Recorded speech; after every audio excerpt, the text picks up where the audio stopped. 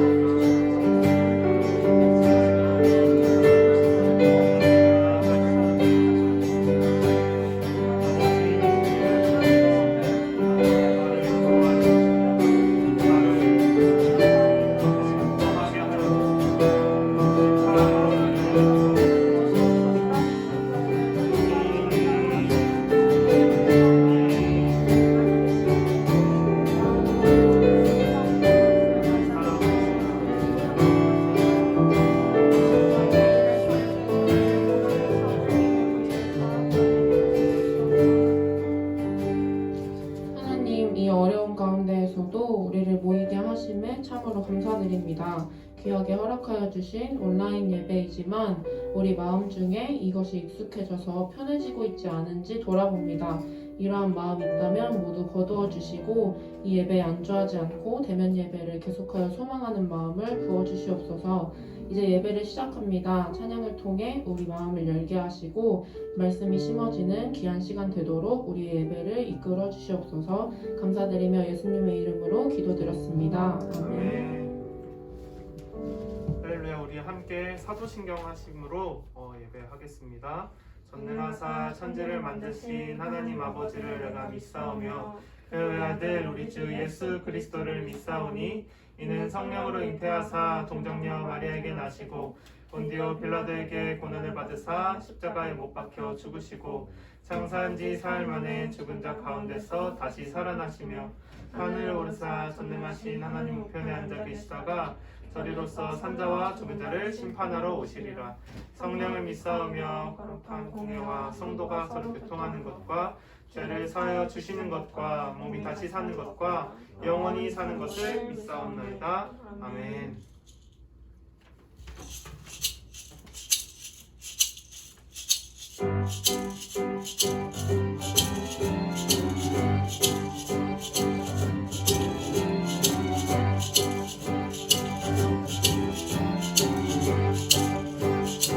내 안에 있는 것, 내 안에 있는 것, 나 가진 모든 것, 나 할 수 있는 것 다 드려요. 홀로 존귀하신 주님께 찬양 드려요. 내 안에 있는 것 다 드려요.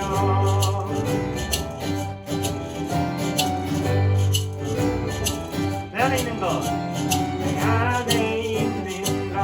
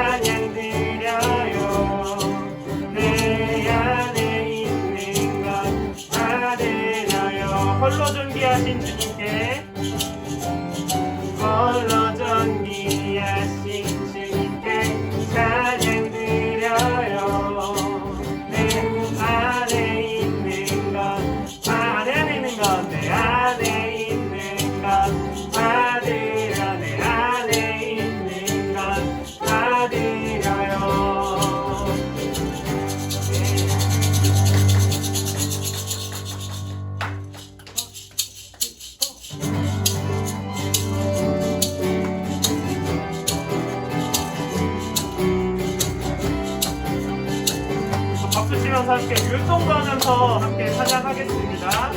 천국은 마치 천국은 마치 밭에 감춘 보아 손에 묻힌 아무도 모르는 보석 천국은 마치 밭에 감춘 보아 손에 묻힌 아무도 모르는 보석이라네. 그 보석 발견한 사람은 그 보석 발견한 사람은 기뻐 뛰며 집에 돌아가 집 팔고 땅 팔고 냉장고 팔아 기어이 그 밭을 사고 말 거야.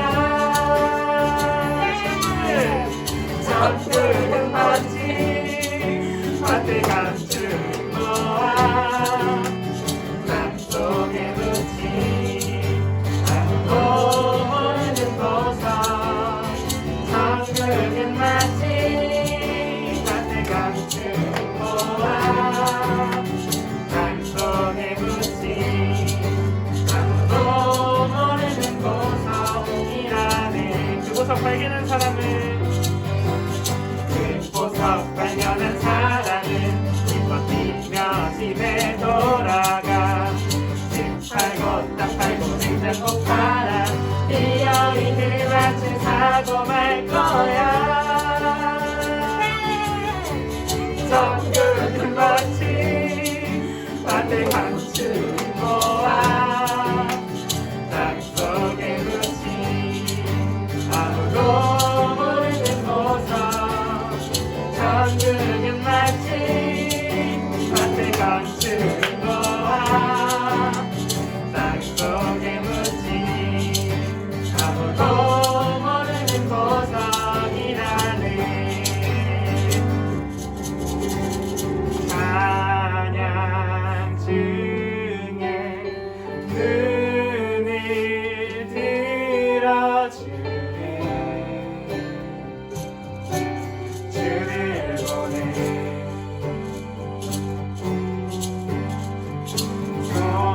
소망 중에 마음 다해주마 나 바라네. 주님을 볼 때 주님을 볼 때 나에게 힘주시네.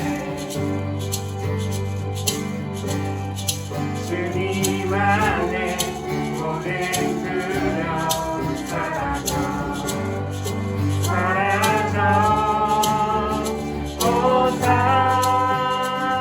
호산나 호산나 구원의 주 하나님 찬양 받으실 주님 호산나 호산나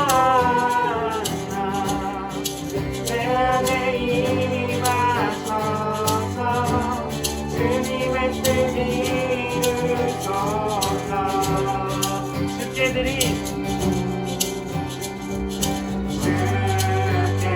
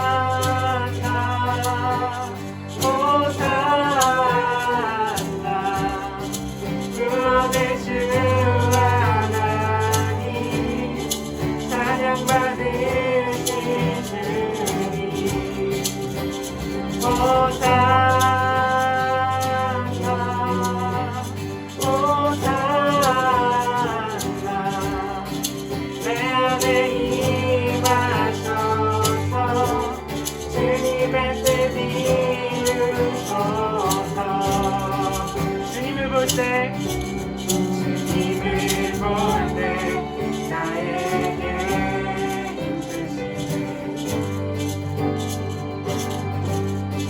주님 안에 모든 두려움 사라져 주님을 볼 때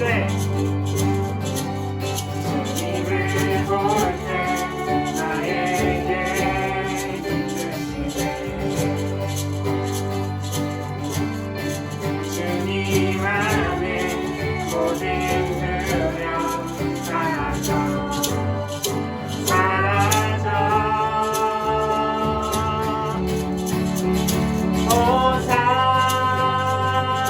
호산나 호산나 구원의 주 하나님 찬양받으실 주님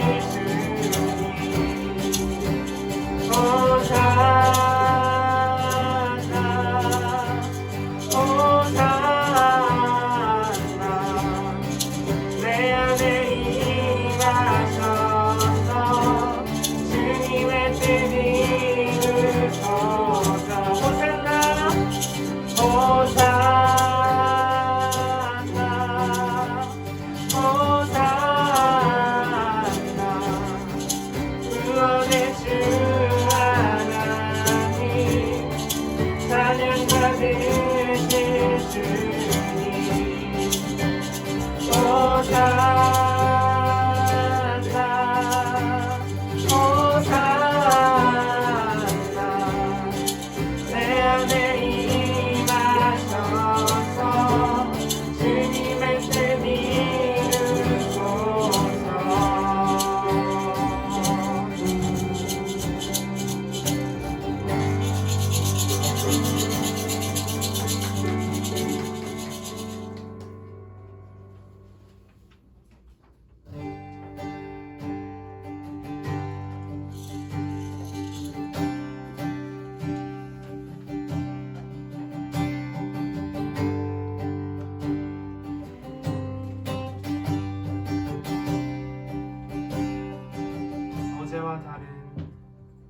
어제와 다른 괴로움과 슬픔 깊은 탄식에 기도할 수 없고 저연한 내 안에 속사람은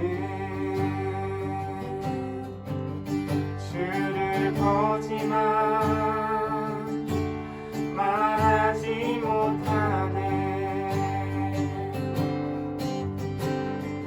나를 악한 자로 보지 않고 나의 원통함 그 맘을 아시니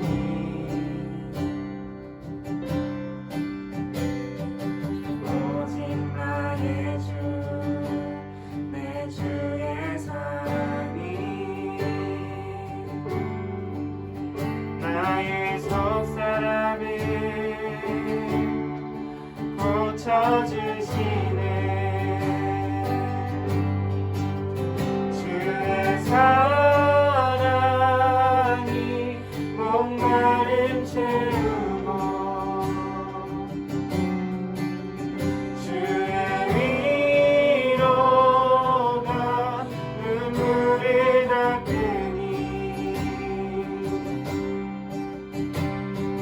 주님의 은혜가 필요한 이 땅에서 이곳에서 주와 함께 노래하리라 나를 악한 자로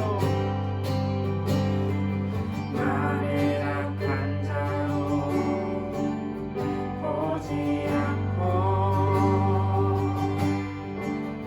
나의 원통함 그 맘을 아시니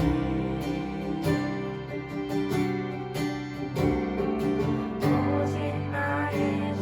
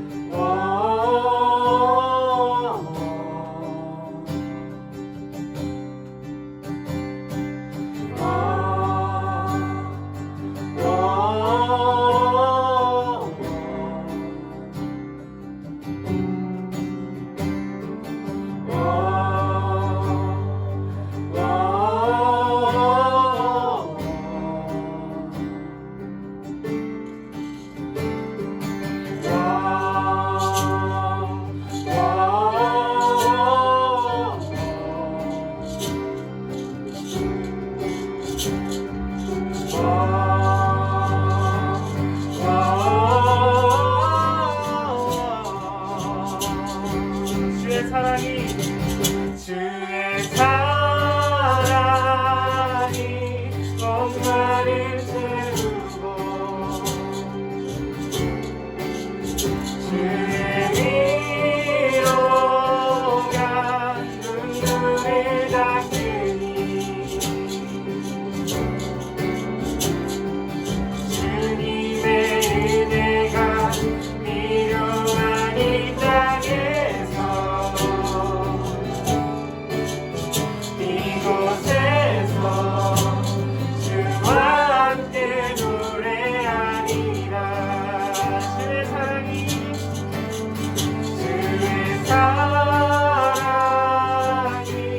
목마른 채우고 주의 위로가 눈물을 닦으니 주님의 은혜가 필요한 이 땅에서 이곳에서 주와 함께 노래하리라. 주님의 은혜가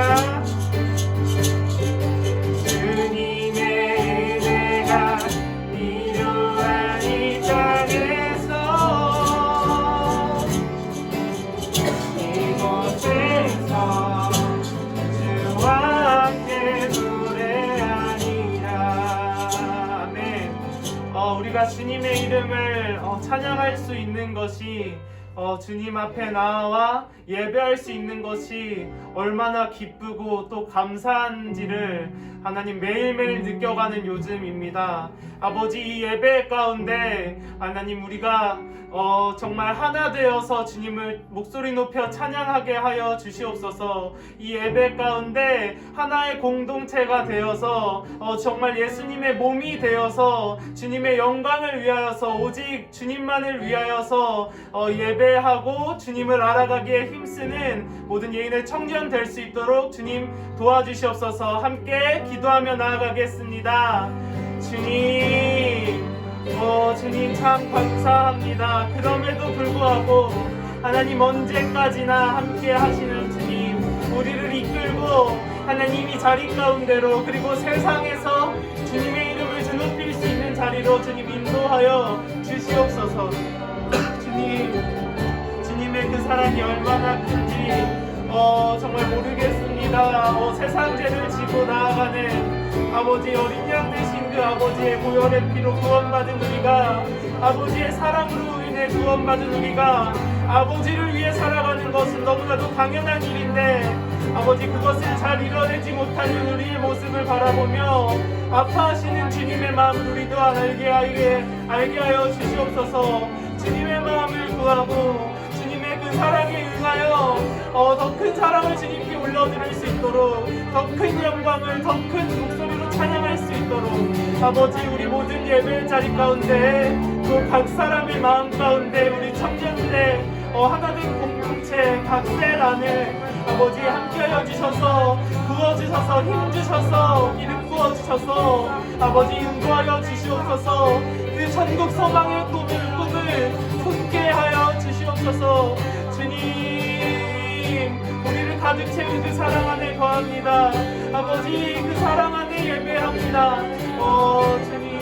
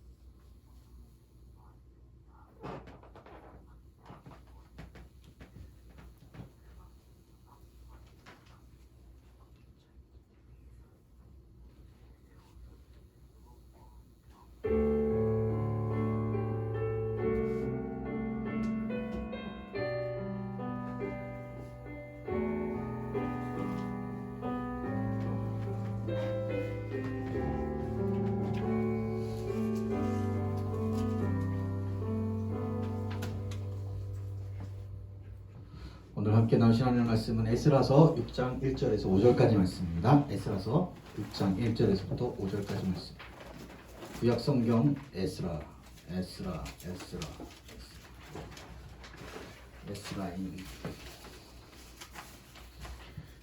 6장 1절에서부터 5절까지 함께 저랑 한 절씩 읽어볼까요? 이에 다리오 왕이 조서를 내려오면서 참고 곧 바벨론에 보물을 쌓아둔 보물 정각에서 조사하게 하여 메대도 왕에다 조선에서 누가를 찾았으니 거기 기록하세. 고레스 왕 원년에 조서를 내려 이르기를 예루살렘에 있는 하나님의 성전에 대하리려니 이 성전 곧 제사 드리는 처소를 건축하되 지대를 견고히 쌓고 그 성전의 높이는 60규빗으로 너비도 60규빗으로 하고 그 세표의 생각은 그거를 보라. 그 우리는 가운데서 내리라. 같이 읽겠습니다. 또 느부갓네살이 예루살렘 성전에서 묻혀요. 바벨론으로 옮겨다 하나님의 성전 큰 그릇을 들여다보내어 예루살렘 성전에 가져다가 하나님의 성전을 각기 제자리에 돌리니라 하였더라. 아멘. 반갑습니다. 오늘도 예배 자리에 줌으로 예배하시는 모든 분들, 이곳에서 현장에서 예배하는 모든 분들을 주님의 이름으로 환영합니다. 이거 줌으로 온라인으로 예배합니다. 비대면 예배라고 하는데 비대면 예배 대체 예배가 아닙니다. 현장에서 드릴 수 없어서 대면 예배를 할 수 없어서 어쩔 수 없이 드리는 예배가 아닙니다. 여러분 그렇게 생각하셨다면 여러분 예배에 실패하게 됩니다. 예배는 다 하나밖에 없습니다. 하나님 앞에 드리는 예배입니다. 대면 예배든 비대면 예배든 하나님 앞에 드리는 예배입니다. 대면 예배를 드릴 수 없기 때문에 어쩔 수 없이 드리는 비대면 이런 예배, 대체되는 예배라고 생각하신다면 여러분 예배에 실패합니다. 예배는 한 가지, 하나님을 생각하고 하나님 앞에 내 마음을 드리는 것, 그것이 예배입니다. 오늘 여러분이 드리는 예배가 그런 진실한 예배, 하나님 받으시는 장소와 시간과 그 모든 것을 뛰어넘는 하나님과의 만남이 있는 예배가 되기를 주님의 이름으로 축복합니다. 이런 말이 있습니다. 우리는 젖은 몸으로 태어나서 우리는 사는 동안 몇 번이고 희망을 짜내다가 바짝 마른 몸으로 죽게 된다. 그러니까 우리 한 사람의 인생을 평가하면서 이렇게 얘기합니다. 처음에 태어날 때는 젖은 몸으로 젖어있죠. 축축 젖어있는데 희망을 짜내고 짜내다가 결국은 바짝 마른 몸으로 죽는 게 인간의 인생이다. 제가 여러 인생을 바라보면 교회 안에서도 짜내는 인생이 있습니다. 한 가지 사명을 맡기면 사명을 감당하면서 겨우 짜내는 거예요. 겨우. 진짜 온 힘을 짜내갖고 겨우 그것을 해내는 사람이 있는가 보면 어떤 사람은 하나님으로부터 풍성한 것 넉넉하게 그 일을 감당하는 사람이 있습니다.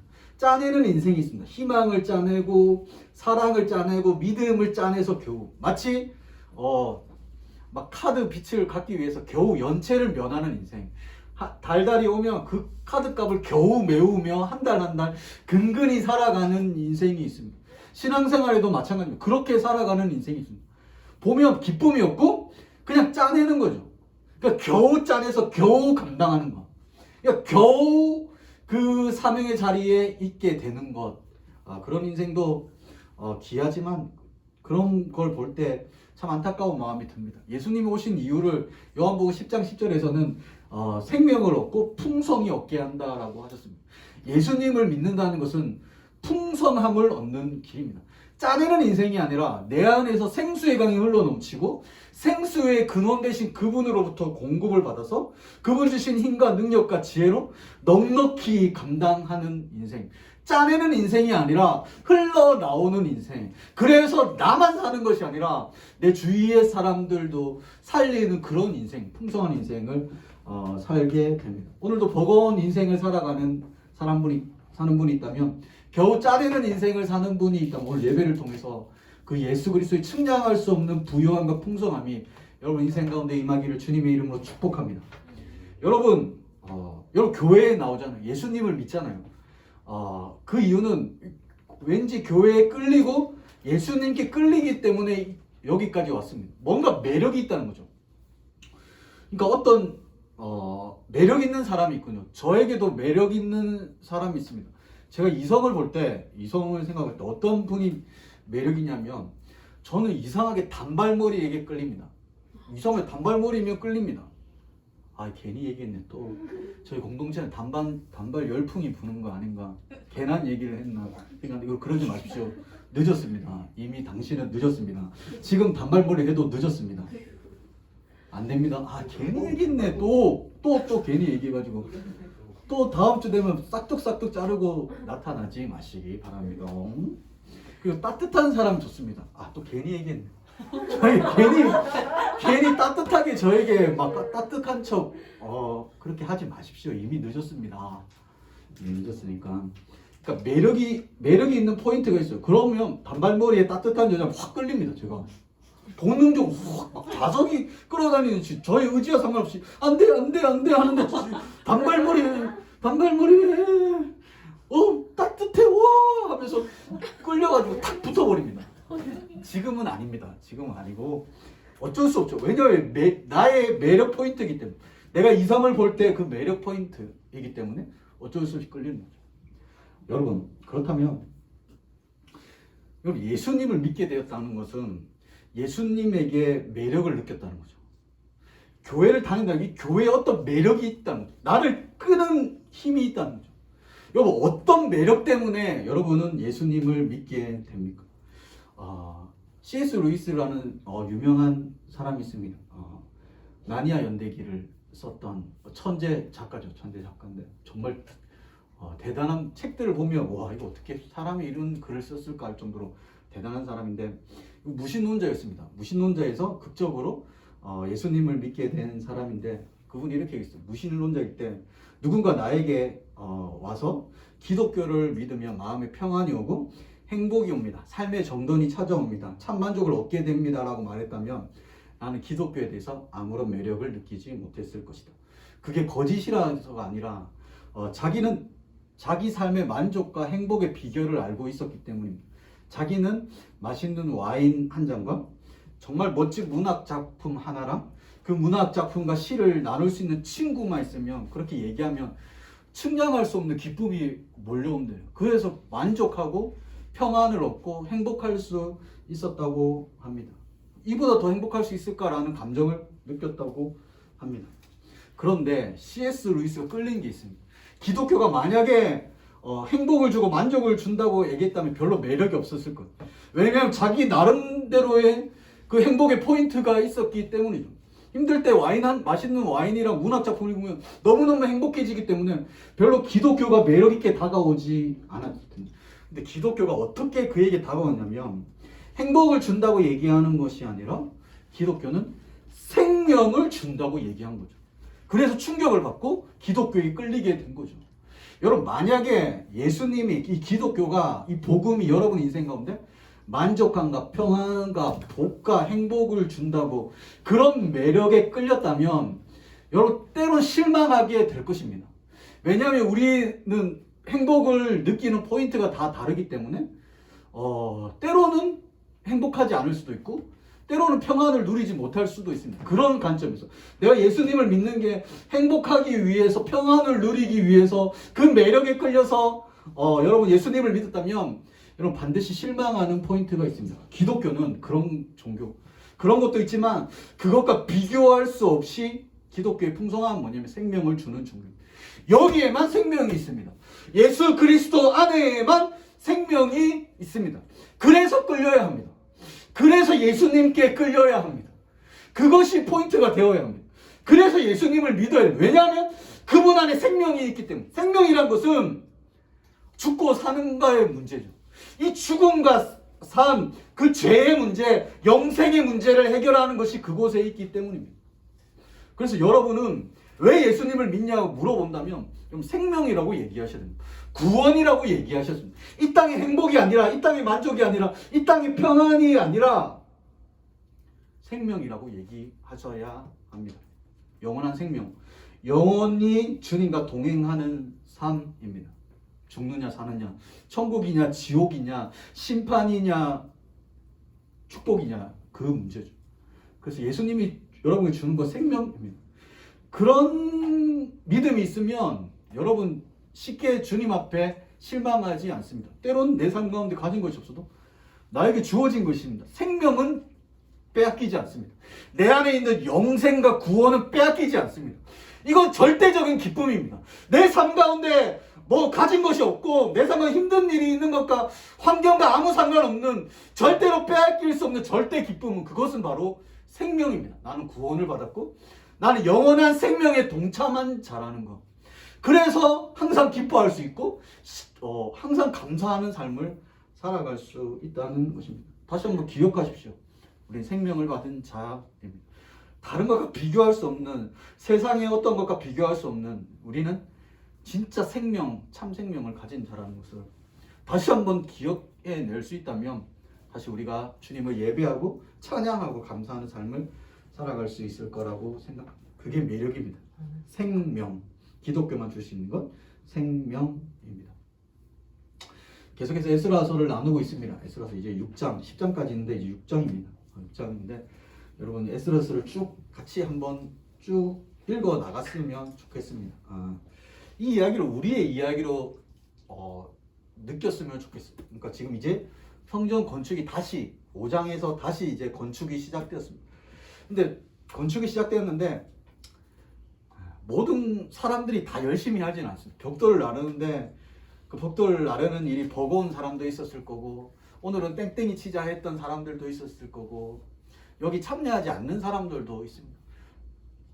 모든 공동체가 마찬가지입니다. 다 성전을 짓자면 모든 사람들이 열심히 성전을 짓는 것은 아닙니다. 그 안에서도 성전을 짓기 싫어하는 사람도 있었을 거고 버거워하는 사람도 있었을 거라고 생각합니다. 오늘 무거운 짐 나누면서 오늘 괜히 나왔네 이런 생각이 들기도 합니다. 제가 어제 연탄 봉사를 갔습니다. 저희가 연탄 봉사를 가가지고 천장을 이렇게 나눠줬는데 정말 좋았습니다.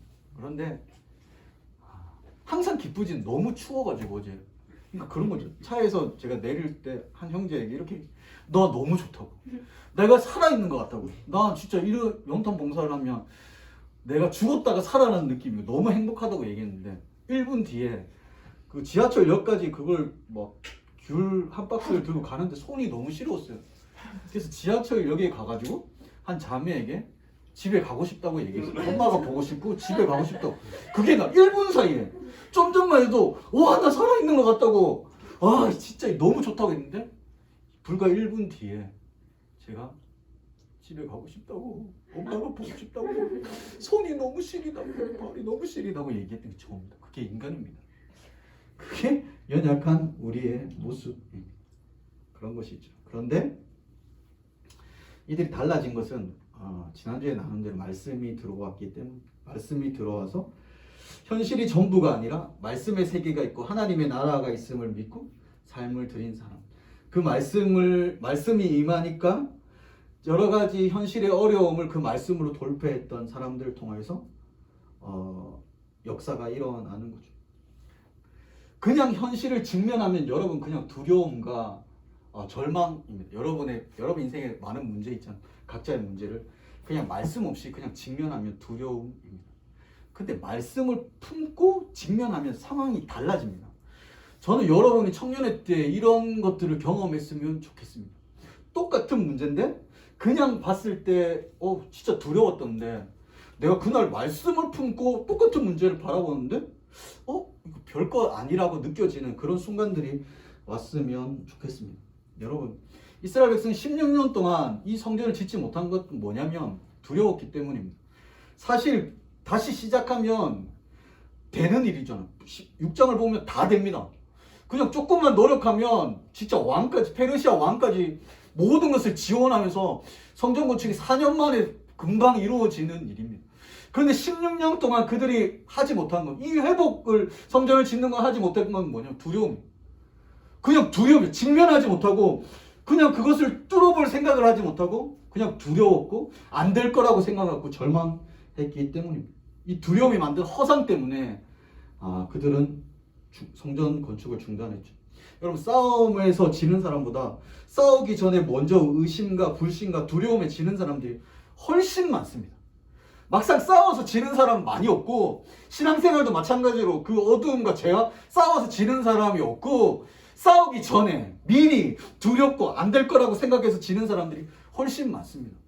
여러분, 한번 싸워보고 지는 것은 그렇게 큰 문제가 아닙니다. 근데 싸워보지도 않고, 이미 싸워보지도 않고 안 될 거라고 얘기하는, 두려워하는 것도 그건 정말 큰 잘못입니다. 이스라엘 백성이 그랬습니다. 한번 도전해보지도 않고 방해가 있으니까 안 돼. 이건 안 되는 일이야 하고 16년 동안 그 일을 하지 못했습니다. 그런데 말씀을 붙드니까 승리했다는 이야기죠. 여러분의 연약함과 여러분의 생각이 절대로 만나서는 안 됩니다. 여러분, 말씀 없이 생각하는 시간이 없어야 됩니다. 여러분 인생 가운데. 그건 어떤 거냐면 벌집을 건드리는 것 같습니다. 여러분, 끄집어낸 그 부정적인 생각 하나가 수십 개, 수백 개의 생각의 무리를 만들어냅니다. 처음에는 하나의 생각으로 시작했는데 꼬리에 꼬리를 물고 그 벌집에, 그 부정의 벌집을 터뜨려 버린 거예요. 그래서 수없이 많은 생각들이 나의 인생 가운데 쳐들어옵니다. 그리고 그 생각들이 나를 찌릅니다. 그래서 괴로워하게 되죠. 잠 못 드는 밤을 만들어내게 되는 거죠. 그래서 아파하는 거죠. 여러분, 하나님 안에서 생각해야 합니다. 말씀을 품고 생각하셔야 됩니다. 그냥 생각하지 말고 그냥 연약한 그대로 누워서 넋두리하면서 생각하지 마시고, 그래서 벌집을 또 오늘 밤에도 벌집을 건드려서 두려움이 났고 절망이 났고 하나의 절망이 100개, 1000개의 절망이 와서 내 삶을 누르고, 그래서 아무것도 할 수 없는 존재로 그렇게 잠 못 이룬 밤을 새지 마시고 거기서 멈추시고 말씀 하나라도 펴십시오. 그리고 말씀을 품고 생각을 하십시오. 하나님의 은혜 안에서 생각을 하십시오. 큐티하고 말씀 안에서 생각을 할 때 우리 소망을 발견할 수 있습니다. 왠지 모르게 강인한 사람이 있고 단단한 사람이 있습니다. 보면 말씀의 사람입니다. 정말 그 사람은 큐티를 하거나 말씀을 읽거나 그 말씀 가운데 살려고 몸부림치는 사람은 이상하게 단단합니다. 이상하게 겉으로 볼 때는 연약한 것 같은데 진짜 전체적으로 그의 인생을 보면 그 쉽게 무너지지가 않습니다. 그런 인생이 뭐냐면 말씀이 임한 인생이고 말씀을 붙들고 살아가는 사람입니다. 저희 공동체 새해를 맞이해서 큐티 모임을 하고 있습니다. 줌을 통해서 하고 있는데 여러분, 그런 큐티 모임이 있다면 여러분 참여하셔야 됩니다. 그 말씀을 나누는 모임이 조금 부담스럽죠. 내가 어떻게 말씀을 나눠야 될지도 모르겠고 어떻게 시작할지도 모르겠지만 여러분 9시에 매일 9시에 줌으로 들어오셔서 아무것도 안 하셔도 됩니다. 처음에 그냥 들으셔도 됩니다. 어떻게 나누는지를. 근데 함께 나누면 처음에 혼자 나눌 때보다 함께 나누면 정말 다양한 하나님의 생각과 하나님의 마음과 풍성한 말씀을 나눌 수 있습니다. 그리고 서로 붙잡아 줄 수 있습니다. 서로 큐티에 함께 말씀을 생활을 할 수 있도록 붙들어주는 공동체를 만날 수 있습니다. 여러분, 시간이 나서 하는 것이 아니라 시간을 내서 하는, 시간이 나서와 시간이 내서는 별 차이 없는 것 같지만, 한 끗 차이인 것 같지만 어마어마한 차이입니다. 거기서 여러분의 신앙이 결정됩니다. 작은 차이, 시간이 나서 하는 사람이 있고 시간을 내서 하는 사람이 있습니다. 그 두 사람의 미래를 보면 결정적인 차이가 있습니다. 시간이 나서 하는 사람은 그냥 시간이 날 때만 합니다. 여러분, 사랑은 시간을 내는 겁니다. 사랑한다는 거, 내가 주님을 사랑한다는 건 시간이 날 때 내가 주님 시간이 났습니다. 오랜만에 시간이 났네요. 말씀 한 장 읽어 드릴게요. 라는 게 아니라 시간을 내는 겁니다. 아니면 9시, 매일 9시 하루 시작하는 시간을 내가 시간을 냅니다. 그게 바로 진짜 사랑입니다. 여러분, 시간을 내십시오. 다른 데 투자하는 것보다 그 귀한 시간을 여러분 말씀에 한번 투자해 보십시오. 그냥 매일 벌집을 건드리는 그런 절망의 인생 살지 말고 여러분 한번 시간을 내서 한번 그 말씀 안으로 한번 여러분의 인생을 한번 던져 보십시오. 그리고 말씀을 품고 그 똑같은 인생의 문제를 한번 만나보라고. 큐티를 하는 분들은 다 고백하는 말이에요. 오늘 하루라도 큐티를 안 하면 그 하루가 너무 불안하다는 거죠. 정말로 말씀 없이 살아가는 인생이 참 불안하고 힘들다는 고백들을 듣게 됩니다. 힘들겠지만 여러분 시간을 내서 그냥 그 말씀의 세계로 여러분 나오셨으면 좋겠습니다. 좀 말로만 하지 않았으면 좋겠습니다. 저의 신앙이 그런 거, 말로만 하는 신앙이라는 거. 막 어머니가 이렇게 얘기했죠. 딸아, 뭐 너에게 세상 전부를 줄 것처럼 말만 하는 사람보다 너를 만나러 가는 길에 꽃집에 들러 꽃 한 송이 사오는 사람을 만나라 라고 이런 이야기가 있습니다.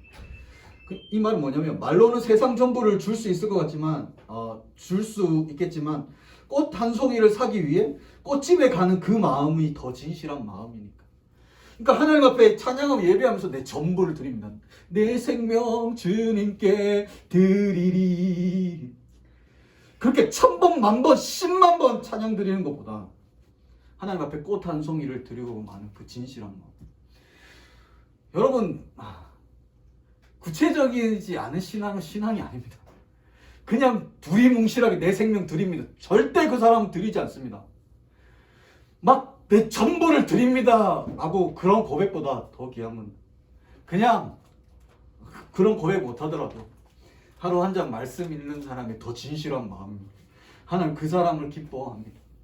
언제까지 말만 하는 인생, 찬양만 난무하는 인생, 맨날 입으로는 전부를 드린다고, 생명을 드린다고 고백하면서 말씀 한 장 하루 읽지 않는 그런 인생, 하루 5분도 기도하지 않는 인생을 사는 것이 아니라 그런 고백은 좀 자제하고, 제가 제 인생 금지 찬양이 있으면 내 생명 주님께 드립니다 함부로 고백하지 않습니다. 그런 마음이 아주 제 안에 없기 때문이죠. 그렇게 함부로 남발하지 않고 그런 찬양을 부르다도 때론 제가 입을 막습니다. 왜냐하면 제가 안에 진실된 고백이 아니기 때문에. 고백만 남발하는 사람이 아니라 나의 삶에 실제적으로 구체적으로 말씀을 한 장 읽든지 한번 참아내든지 한번 손해보든지 하는 양보하든지 한번 그 사람을 이해하는 게 그것이 더 구체적이고 더 진실하게 하나님을 섬기는 신앙이라고 생각합니다. 여러분 말뿐인 그리스도인이 되지 말고 여러분 삶에 구체적인 적용이 가득한 그 진실한 마음으로 하나님 앞에 꽃 한 송이 사드리는 그런 복된 신앙인들 되시기를 주님의 이름으로 축복합니다. 자, 이제 6장에서 드디어 성전 건축이 재건됩니다. 그 페르시아의 신하들이 다리오 왕께 그 보고서를 올립니다. 그 고레스 왕의 칙령이 있습니다. 그 조서를 찾아내라라고 명령합니다. 그리고 드디어 그 고레스의 칙령을 발견하게 됩니다. 우리 2절 말씀 한번 읽겠습니다. 2절 말씀입니다. 같이 읽겠습니다. 시작. 메대도 안메다 공성에서 한 두루마리를 찾았으니 거기에 기록하였으되. 드디어 고레스, 초대왕 고레스의 칙령이 발견됩니다. 여기서 앙메다 궁정은 메데도라고 나와 있죠. 원래는 메데라는 나라입니다. 근데 페르시아의 식민지가 되어서 도가 되었습니다. 메데도의 앙메다, 메데의 수도입니다. 앙메다라는 궁전에서 이 조서가 발견됩니다. 드디어 발견되었습니다. 여기 궁전은 이 페르시아 왕들이 이렇게 별장으로, 여름에 별장으로 사용하는 곳입니다. 거기서 조서가 발견됩니다. 그리고 그 고레스 칙령의 내용이 성경에 나와 있습니다. 하나님이 고레스 왕을 통해서 어떻게 역사하셨는지, 성전을 어떻게 지으라고 하셨던 내용이 구체적으로 나옵니다. 우리 3절, 4절, 5절 말씀 같이 읽겠습니다. 고레스 왕이 원년에 조서를 내려 이르기를 예루살렘에 있는 하나님의 성전에 대하여 이르노니 이 성전 곧 제사 드리는 처소를 건축하되 지대를 견고히 쌓고 그 성전의 높이는 60규빗으로 너비도 60규빗으로 하고 큰 돌 10개에 새 나무를 흙에 놓으라. 그 경비는 다 왕실에서 내리라.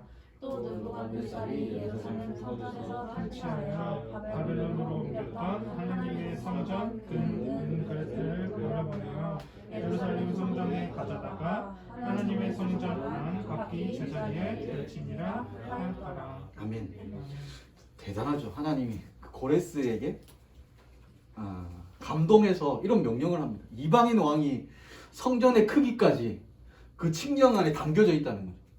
포로를 다 보내고 그들에게 성전을 짓게 하는데 성전 크기까지 60규빗으로 성전을 지으라. 그 칙령 안에 이 내용이 있다는 거죠. 놀랍죠?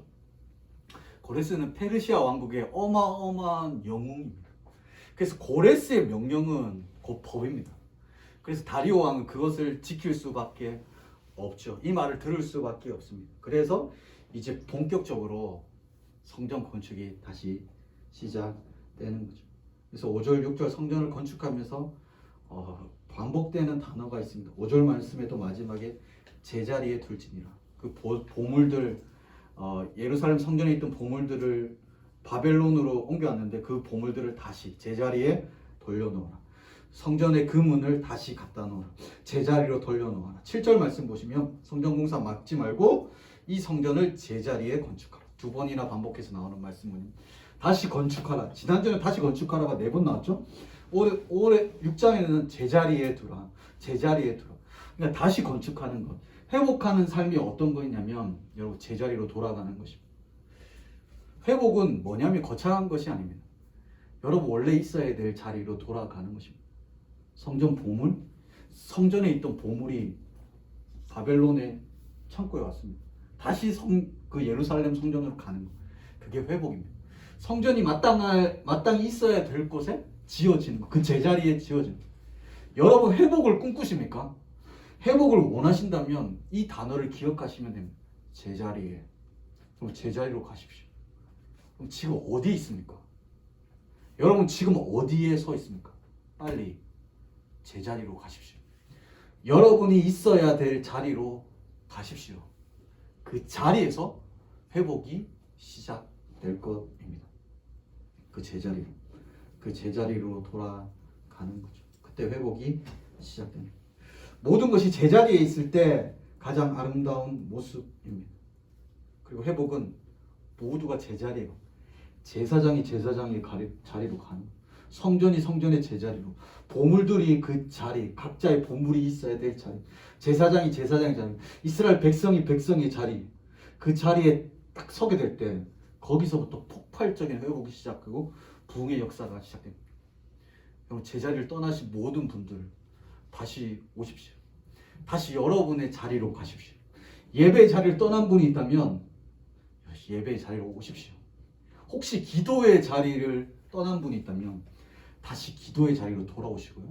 말씀의 자리를 떠난 분이 있다면 다시 말씀의 자리로 오십시오. 특별히 섬김의 자리를 떠난 분이 있다면 힘들면 제일 먼저 그 사역을 내놓습니다. 그 자리를 떠난 분이 있다면 다시 제자리로 돌아오십시오. 우리 모두가 각자가 있어야 될 제자리에 있을 때 거기서부터 놀라운 회복이 시작될 거라고 믿습니다. 거기서 게임 체인저, 그 제자리에 있는 그 사람들 동안 제자리에 딱 들어오니까 4년 만에 성전 건축이 됩니다. 그렇게 긴 시간 동안 안 되던 일들이 제자리를 찾는 순간, 우리 공동체도 마찬가지고 교회도 마찬가지고 이 나라도 마찬가지고 제자리, 정치인이 정치인의 자리에 있을 때, 예배자들이 예배의 자리에 있을 때, 그 자리, 하나님이 원래 세워주던 그 자리에 있을 때 회복이 시작될 거라고 믿습니다. 그렇게 한 후에 이제 성전 건축이 시작됩니다. 절대 막지 말고, 유다 성전 건축 막지 말고 8절 9절 계속 읽어보시면 이제 적극적으로 지원해 줍니다. 왕이 지원을 해줍니다. 제사장의 요구대로 날마다 필요한 거 멈추지 말고 주고, 성전 건축 절대 방해하지 말고 그들이 요구하는 대로 어김없이 날마다 끊임없이 저들이 필요한 거 제공하라. 페르시아의 왕이 그 식민지 백성들입니다. 백성들이 성전 건축하는 일에 관심을 가지고 적극적으로 지원해줍니다. 풍성하게 지원해주는 놀라운 일들이 일어납니다. 그러니까 예전에 말씀이 직면하지 않을 때는 페르시아 왕, 그들 페르시아 사람, 북이스라엘 생각하면 그냥 나를 방해하는 존재, 그 두려움이 만드는 허상이죠. 사실은 그런 존재들이 아니었는데 그 괜히 두려워한 거죠. 실상 어떤 존재입니까? 발벗고 나서서 성전 건축할 수 있도록 도와주는 것이 대적인 줄 알았는데 이 사람이 나의 편이 되어서 든든하게 나를 지원해주는 사람이 되었어요. 이게 하나님의 이야기입니다. 우리가 말씀을 품고 제자리에 섰을 때부터 하나님의 일들이 시작됩니다. 이전에는 대적이라 생각하고 나를 방해했던 사람이라 생각하는 사람들이 아닙니다. 그 사람들의 지원과 하늘의 지원과 온 세상이 나를 지원하는 것 같은 그런 든든함으로 그 하나님의 지원을 힘입어 회복의 역사들이 일어납니다. 신앙은 하나님이 가장 세다는 것을 믿는 것입니다. 나의 앞을 가로막고 있는 문제보다 하나님이 훨씬 세다는 것을 믿습니다. 페르시아 왕보다 하나님이 세다는 건 믿는 거. 지금 내 앞에 있는 문제보다, 그래서 안 될 것 같고 죽을 것 같은 문제보다 하나님이 더 세다는 것을 믿는 거. 끝까지 믿어내는 거. 그것이 신앙입니다. 그래서 말씀을 품고 두려워하지 않고 절망하지 않고 그게 문제가 크지만 하나님이 세시다. 하나님이 가장 세시다. 그 하나님을 믿고 끝까지 하나님 앞에 나아가는 것. 그렇게 할 때 우리는 승리할 수 있습니다. 그리고 그 말씀들 보면 12절, 13절 신속히 준행해서 드디어 15절에 성전 건축이 끝나 버립니다. 성전이 회파된 70년 후, 그리고 건축이 시작된 지 20년, 중단된 지 4년 만에 새로운 성전이 건축됩니다. 말씀이 들어가자 하나님의 일하심이 시작됩니다. 4년 동안 힘있게 건축이 진행되었습니다. 그리고 모든 것이 회복됩니다. 금, 은그릇이 옮겨왔고 성전과 성벽이 재건되고 이스라엘 백성들은 회복됩니다. 이 크기를 보면 이전에 솔로몬 성전보다 훨씬 큽니다. 추측해 보면 6배 정도입니다. 6배. 그러니까 이전 성전보다 6배나 더 큰 성전이 그 땅 가운데 세워집니다. 근데 이 성전의 크기를 보면, 오늘 말씀에 보면 성전 크기가 나와 있죠. 성전 크기를 보면 성전 크기를 보면 어느 정도죠? 몇 절이요? 3절이죠. 3절 말씀 보면 높이가 어떻게 되죠? 60개. 너비가 60개. 그러니까 6배가 큽니다. 근데 여기를 보면 길이가 나와 있지 않습니다. 실수가 아니에요. 길이가 나와 있죠. 당연히 높이, 너비라면 있으면 길이가 있어야 되잖아요. 이상하잖아요. 높이만 있고 너비만 있는 거예요. 근데 이게 잘못 기록한 것이 아니라 성경이 말하고 싶은 메시지는 뭐냐면, 이 길이라는 것은 성전의 길이를 제한하지 않는다. 그 하나님의 교회의 영광을 얘기하고 있습니다. 앞으로 세워질 진짜 교회가, 온 열방 진짜 교회가 그냥 제한된 것이 아니라 60으로 제한된 교회가 아니라 하나님의 교회는 무한히 팽창하고 무한히 성장할 것을 얘기하고 있습니다. 그 메시지가 담겨져 있죠. 온 열방이 하나님의 성전이 될 거죠. 그러니까 성전은 교회가 아니라 하나님을 믿는 사람들이 무한히 늘어날 거라는 거예요. 온 열방이 성전이 될 거라는 하나님의 메시지입니다. 디트리 보네퍼가 이렇게 얘기했습니다. 기독교란 하나님의 백성들이 그분의 뜻에 따라 뿔뿔이 흩어져서 마치 씨앗처럼 모든 나라 중에 뿌려져 있는 것이다. 하나님의 교회는 뿌려지는 곳입니다. 하나님의 성전은 갇힌 게 아니라 60 끝 아니라, 길이를 기록하지 않는 하나님의 메시지는 뭐냐면, 우리가 성전인데 하나님의 성전은 팽창할 것이고 그 하나님의 나라를 위해 그 씨앗들이 뿌려질 거다. 온 열방 가운데, 여러분의 가정 가운데 하나님의 그 은혜가 교회 안에만 딱 갇힌 것이 아니라, 하나님의 사랑이 교회 안에만 갇힌 것이 아니라 그 교회를 뚫고 온 열방에 뿌려지는 하나님의 꿈이 여기에 담겨져 있다는 것이죠. 그래서 우리의 인생은 뿌려져야 됩니다. 온 열방 가운데 성전 안에 갇혀있는 신앙이 아니라 그 성전을 뛰어넘어 하나님의 사랑을 전할 수 있는 우리가 되어야 합니다. 그리고 뒤이어 성전 봉헌식이 나오고, 그리고 유월절을 지킨 이야기로 오늘 6장의 이야기는 마무리됩니다. 이 시대를 한번 생각해 봅니다. 모든 것이 처음이고 낯설고 그런 시대를 살고 있습니다. 제가 성탄이 그랬거든요. 성탄절 날 너무 공허하고 예수님이 오셨는데 하나도 신나지 않았거든요.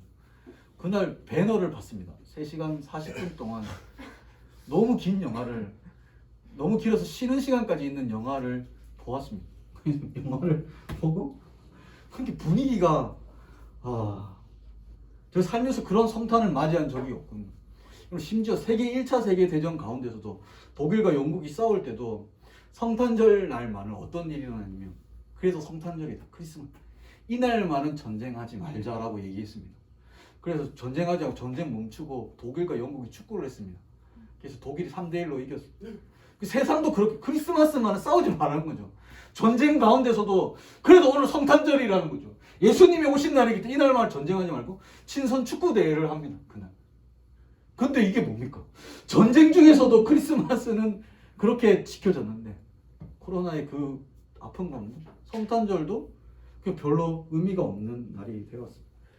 가장 슬픈 크리스마스가 아니었나 라는 생각은. 근데 진짜 슬픈 크리스마스가 언제였는지 아십니까? 첫 번째 크리스마스. 예수님이 처음 오셨을 때. 요한복음 1장의 기록에 의하면 빛이 드디어 세상 가운데 왔는데 어둠이 깨닫지 못하였더라. 아무도 어둠을 몰라봅니다. 기껏해야 동방박사들, 기껏해야 몇몇 목동만 알아봅니다. 드디어 그날이 온 거예요. 이 땅에 진짜 구원자, 우리를 죄에서 구원하실 분이 그 빛이 어둠을 뚫고 왔는데 진짜 서글프고 슬픈 건 뭐예요? 못 알아봤다는 거죠. 그 빛이 왔는데, 구원자가 왔는데 그 구원을 못 알아봤다는 거죠. 오늘날도 그 일은 반복됩니다. 그분이 오셨습니다. 우리 인생의 모든 저주를 끊으실 그분이 왔는데 몰라보는 거죠. 그분을 몰라보는 거죠. 빛이 왔는데 어둠이 그것을 깨닫지 못하는 것. 그게 가장 슬픈 첫 번째 크리스마스였습니다. 그런데도 그 빛에 반응한 사람들이 있었습니다. 베드로가 그물과 배를 버리고 그 빛을 따라갑니다. 그 빛을 따라갔던 사람들을 통해서 주님께서는 빛의 역사를 이루어 가십니다. 사실은 자기가 그 큰 마음을 먹고 배도 버리고 그물도 버리고 자기가 떠났다고 생각했는데 사실은 베드로는 자기가 있어야 될 그 제자리로 돌아온 것입니다. 우리가 때로는 사역을 할 때 뭔가를 포기하고 내가 진짜 도전해서 어딘가 떠났다고 생각하는데 그건 뭐냐? 다시 돌아간 거죠. 제자리에 내가 있어야 될 곳으로 돌아가게 된 거죠. 제자리로 돌아가는 삶이죠.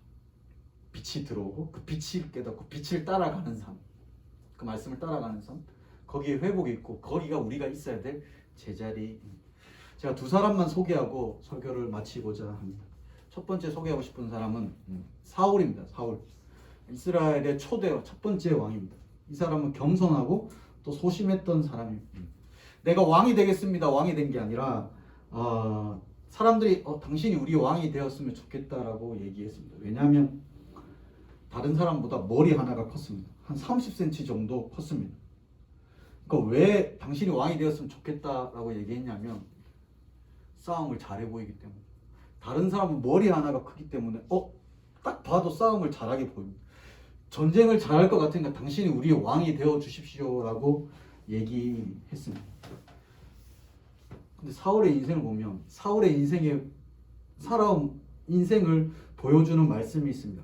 사무엘상 14장 52절 말씀입니다. 사무엘상 14장 52절 말씀 띄워져 있죠? 우리 다 같이 한번 읽어보겠습니다. 사울이 사는 날 동안에 블레셋 사람과 큰 싸움이 있었으므로 사울이 힘센 사람이나 용감한 사람을 보면 그들을 불러 모았더라. 사울이 이렇게 살았습니다. 사울 왕입니다. 블레셋이라는 나라와 끊임없이 전쟁을 합니다. 전쟁에서 지면 나만 죽는 것이 아니라 우리의 가족도 죽고 온 백성이 다 죽습니다. 그래서 항상 부담스럽고 항상 책임감을 느끼며 살아갑니다. 그래서 이 사람이 어떻게 살았냐면 어떤 인생을 살았냐? 어디 싸움 잘하는 사람 없나? 왜냐면 왕이기 때문에 전쟁을 해야 되기 때문에 이 사람은 항상 찾습니다. 어디 싸움 잘하는 사람 없나? 싸움 잘하는. 그래서 싸움 잘하는 사람 있으면 스카우트합니다. 그리고 그들과 함께 전쟁을 펼쳐납니다. 좋은 무기가 있으면 그것을 수입하고 그것을 갖기 위해 애를 씁니다. 누가 욕할 수 있겠습니까? 성실했습니다. 왕으로서 당연히 해야 되는 일 아닙니까? 백성들을 책임지고 백성들을 지켜내기 위해 열심히 발에 불이 나게 이 사람을 모으고 저 사람을 모으고 무기를 모았습니다. 이것이 사울의 삶입니다. 전쟁을 이기기 위해서, 왕으로서 전쟁에 이기기 위해서 그는 이렇게 정말 열심히 노력했고 진짜 열심히 찾았습니다. 싸움 잘하는 사람 없나? 라고 생각해서 정말 열심히 살았습니다. 가진 정보를 찾아서 노력했습니다. 근데 이 사람의 결말은 뭐냐면 그렇게 모으고 열심히 노력해서 전쟁하다가 이 사람은 전쟁터에서 죽었습니다. 이게 사울의 인생입니다. 정말 열심히 노력했습니다. 게으르게 산 것이 아니라 전쟁에서 이기기 위해서 온갖 노력을 했습니다. 그래서 이 사람 저 사람 모으고 무기 모으고 평생 전쟁하고 승리하다가 결국 이 사람이 어디서 죽었냐면 전쟁터에서 이 사람 비참하게 죽었습니다. 이게 인간의 인생입니다. 이게 사울의 인생입니다. 애쓰고 노력하다가 그 전쟁터에서 죽어버린, 허망하게 죽어버린 인생입니다. 그리고 제가 두 번째로 소개해주고 싶은 왕이 있습니다. 두 번째 왕 다윗입니다. 이 사람은 어떤 인생을 살았는지 시편 27편 4절에 이렇게 얘기하고 있습니다. 시편 27편 4절입니다. 우리 함께 읽겠습니다. 내가 여호와께 바라는 한 가지 그것을 구하리니 곧 내가 내 평생에 여호와의 집에 살면서 여호와의 아름다움을 바라보며 그의 성전에서 사모하는 그것이라. 아멘. 이 사람이 소원 하나 있습니다. 하나님의 집에서 예배하고 싶어요. 온 마음을 다해서 예배하고 싶어요. 이걸 읽는 순간 이 사람 참 속이 편하다라는 생각이 듭니다. 아이고, 왕이니까 유유자적하게 막 그려지는 모습은 기타나 튕기면서 주님을 찬양하는 그냥 배짱이 같은 모습을 그려볼 수 있습니다. 근데 여러분 아십니까? 다윗은 사울보다 훨씬 더 많은 전쟁을 치렀습니다. 사울이 죽인 사람이 1000이라면 다윗이 죽인 사람은 10,000이었습니다. 이 말은 다윗은 많은 전쟁에서 피 흘림의 현장 그 한가운데 있었던 사람입니다. 이 사람은 정말 치열하게 살았습니다. 사울보다 훨씬 더 많은 전쟁을 치렀던 사람입니다.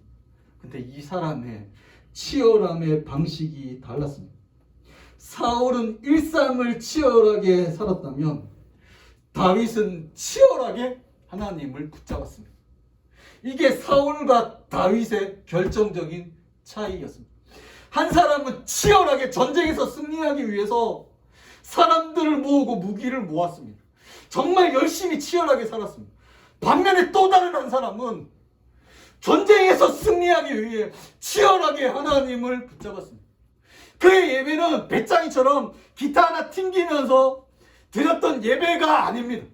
그가 드렸던 예배는 생명을 다해서 우리의 전쟁이 하나님께 달려있음을 알기에 치열하게 드렸던 예배입니다. 온 힘과 온 정성과 모든 것을 쏟아서 드렸던 예배입니다. 그 옛날 자기가 골리앗 앞에 섰을 때 아무것도 없었을 때 여호와의 이름으로 승리하게 셨던 그 하나님을 그 하나님이 이기게 해주셨다는 걸 알기 때문에 일평생 그가 치열하게 붙잡았던 것은 그는 하나님을 붙잡았습니다. 하나님을 예배했습니다. 그가 드렸던 찬양은 여유 있는 찬양이 아니라 시간이 남아서 왕궁에서 띵까띵까 기타를 치면서 드렸던 찬양이 아니라 간절한 찬양이었습니다. 눈물이 나는 찬양이었습니다. 하나님, 이번에 전쟁이 있는데, 이번에 쳐들어올 건 중요한 전쟁이 있는데 전쟁은 하나님의 손에 달려 있습니다. 그래서 나는 사울왕이 했던 것처럼 사람 찾으러 다니지 않겠습니다. 무기 수집하러 다니지 않겠습니다. 전쟁은 하나님의 손에 있습니다. 나 하나님을 붙잡겠습니다. 그의 예배는 치열한 예배였습니다. 그는 하나님을 의지하는 것에 목숨을 걸었습니다. 왜냐하면 그의 인생을 책임져 주시는 분은 하나님이기 때문입니다. 사울은 전쟁터에서 비참하게 죽었지만 다윗은 하나님의 마음에 합한 사람으로 하나님 기뻐하는 인생을 살았습니다. 다윗의 인생을 하나님이 인정해 주셨습니다. 여러분, 우리 인생 앞에 전쟁이 있습니다. 각자의 전쟁이 있습니다. 그것이 우리를 두렵게 합니다. 여러분, 어떻게 그 전쟁을 감당하시겠습니까? 세상 사람들은 사울처럼 살아갑니다. 어디 좋은 장소 없나? 내가 이거 감당해야 되는데 어디 좋은 정보 없나? 세상 사람 정말 열심히 살아갑니다. 그 정보 얻고 정말 열심히 공부하고 취업 한번 해볼 거라고 정말 열심히 살아갑니다. 왜냐하면 자기가 치열하게 살아야지 그 전쟁에서 승리할 수 있겠다는 확신이 있기 때문입니다. 세상 사람들은 그렇게 치열하게 살아가다가 그 전쟁터에서 허무하게 죽게 될 것입니다. 그렇게 치열하게 살다 그게 끝입니다. 전 여러분이 다윗처럼 사셨으면 좋겠습니다. 우리를 두렵게 하는 인생의 전쟁 앞에서 제일 먼저 하나님 앞으로 달려가는 사람이 되었으면 좋겠습니다. 물론 일상 가운데 치열하게 열심히 살아야 합니다. 그것을 부인하는 것이 아닙니다. 근데 그것이 전부가 되어서는 안 됩니다. 먼저 해야 될 것은 여러분 치열하게 하나님 앞에서 예배하십시오. 전쟁은 하나님께 달려있음을 믿고 치열하게 생명을 걸고 하나님을 예배하십시오. 그렇게 치열하게 하나님을 붙잡을 때 하나님 우리를 통해 그 승리의 역사들을 펼쳐나가실 것입니다. 진짜 전쟁에서 승리하는 것은 용사가 아닙니다. 칼이 아닙니다. 세상의 정보가 아닙니다. 사람이 아닙니다. 진짜 인생의 전쟁에서 승리하게 하는 것은 여호와의 이름입니다. 너는 칼과 단창으로 내게 나오거니와 나는 만군의 여호와의 이름으로 내게 나오노라. 우리 인생의 진짜 무기는 여호와의 이름입니다. 우리를 진짜 이기게 하고 우리를 진짜 승리하게 하는 것은 여호와의 이름입니다. 여러분 어디서 치열하게 사시겠습니까? 저는 여러분이 예배의 자리에서 치열하게 예배하는 예배자리 되시기를 소망합니다. 저는 다시 여러분이 있어야 될 그 기도의 자리로 돌아와서 치열하게 주님 앞에 기도하는 그 무릎의 사람들이 되기를 소망합니다. 다시 여러분이 그 말씀의 자리로 돌아와서 치열하게 주님의 말씀을 품고 연구하고 공부하고 묵상하고 큐티하고 주님의 마음으로 치열하게 그 말씀의 자리에 서 있는 사람이 되었으면 좋겠습니다. 우리 인생의 방향이 하나님의 성전을 짓는 그 거룩한 성전, 길이가 나와 있지 않는 성전, 그것은 우리의 몫이죠. 그래서 그 성전, 그 단 하나의 성전, 하나님의 거룩한 사람들을 통해 펼쳐진 그 하나님의 나라를 바라보며 다시 한번 치열하게 살아가는 우리가 되었으면 좋겠습니다. 다 열심히 하지 않습니다. 때로는 어느 날 하나님의 성전을 위해 벽돌을 나르는 일이 귀찮게 느껴지는 순간이 있습니다. 항상 좋을 수는 없습니다. 때론 쉬고 싶고 때론 친구와 시간을 보내고 싶을 때가 있습니다. 그런데 하나님의 사람들은 피곤함이 없는 것도 아니고 피곤함이 있습니다. 귀찮음이 없는 것도 아니고 분명히 있습니다. 근데 그것들을 다 뛰어넘어 하나님의 거룩한 성전을 짓는 일에 내 삶을 드렸던 사람, 그 사람들을 통하여서 하나님은 하나님의 일을 하셨습니다. 하나님 우리 공동체 우리 인생에 말씀하십니다. 올 한해 다시 건축하고 싶다. 회복하고 싶다. 제자리로 돌아가라고 얘기합니다. 우리의 삶에 진짜 치열함이 나타날 자리는 예배의 자리라고 믿습니다. 비대면이든 대면이든 여러분의 자리에서 치열하게 예배하십시오. 간절하게 예배할 때 하나님 우리를 통해 승리하게 하실 것입니다. 성전을 건축하는 한 해가 되었으면 좋겠습니다. 여기도 무너지고 저기도 무너지고 온통 무너진 것 가득한 세상 가운데 하나님의 말씀을 품은 그 한 사람으로 일어나십시오. 거룩한 게임 체인저로 일어나십시오. 여러분의 제자리에서 돌아가셔서 여러분의 할 일을 감당하십시오. 나의 생명을 드립니다라는 그 허무맹랑한 말을 남발하지 마시고 주님 앞에 꽃 한 송이 드리고 말씀 한 장 읽는 그런 삶을 살아가시기를 바랍니다. 이 모든 것 무엇을 통해 이루어졌습니까? 여러분 재밌는 에스라서와 느헤미야서는 한 권의 책 한 두루마리로 되어 있습니다. 한 두루마리로 되어 있는데 한 권의 책이 두루마리 되어 있는데 가장 중앙에 있는 말씀이 뭔지 아십니까? 가장 딱 그 책의 중심에 있는 말씀이 14절 말씀입니다. 14절 말씀. 6장 14절 말씀입니다.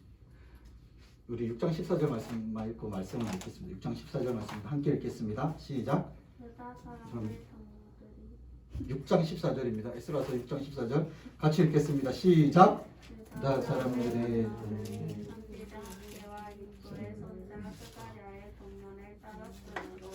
성전 건축하는 일이 형통한지라.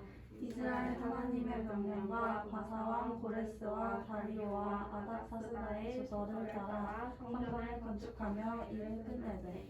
아멘. 아멘. 중심에 말씀이 있습니다. 선지자와 학개와 스가랴의 말씀. 그 말씀이 중심이 되어 있습니다. 그 성전 건축의 놀라운 이야기의 가장 중심에 이 모든 일은 하나님의 말씀으로부터 시작되었다고 성경은 분명히 기록하고 있습니다. 우리 마음모아 찬양단에서 1월 달에 찬양을 그분이 말씀하시네요. 그분은 말하시네요. 그분은 말하시네요. 정했습니다. 그래서 한 달 동안 이 찬양을 좀 묵상하시고 우리에게 말씀하시는 그 하나님의 음성의 귀를 기울였으면 좋겠습니다. 그래서 한 달간 이 말씀에 이 찬양이 한번 빠져 보았으면 좋겠습니다. 말씀으로 시작합니다. 하나님 보시기에 아이였던 것 같습니다.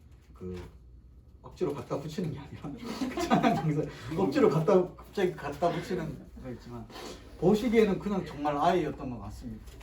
그냥 연약한 아이일 뿐인데 주님이 포기하지 않으시고 말씀하십니다. 그리고 출애굽기 말씀에 내가 네 고통을 보았다라고 얘기합니다. 아이의 고통을 보았고 히스기야 말씀 보면 내가 네 눈물을 분명히 보았다라고 얘기합니다. 하나님은 우리를 보시고 그리고 우리에게 말씀하신 분이십니다. 이스라엘이 작아졌을 때 하나님은 이야기하십니다. 너는 나의 아이고 넌 나의 손으로 지었다. 너는 심히 아름다운 존재라고 하나님의 그 영원한 사랑을 부어주십니다. 주님의 말씀에 한번 집중해 보십시오. 여러분의 말씀을 걸어오는 그 주님의 말씀에 귀를 기울이고 찬양도 듣고 말씀을 읽고 그 하나님의 그 생명의 소리가 우리 영혼에 들렸으면 좋겠습니다. 그게 들린다면 거기서부터 시작됩니다. 그 말씀이 내 가슴을 뚫고 임하기 시작할 때 하나님의 역사가 시작됩니다. 우리의 어떠함이 아니라 하나님의 말씀, 그 말씀이 임할 때 하나님 우리 안에 역사하실 것입니다. 저희 간절한 소망이 하나 있습니다. 청년회 때 한 말씀이 여러분의 인생 가운데 강력하게 임했으면 좋겠습니다. 그 말씀이 여러분의 인생을 바꾸고 그 말씀이 여러분의 인생을 끌고 갔으면 좋겠습니다. 우리 시간이 많이 가가지고 제가 기도하고 오늘 마치도록 하겠습니다. 찬양하고 싶었는데 그분은 말하시네. 그 마음모아 라이브에 올라와 있으니까 들으시고 그분의 음성을 들어보시기 바랍니다. 제가 기도하겠습니다. 사랑하는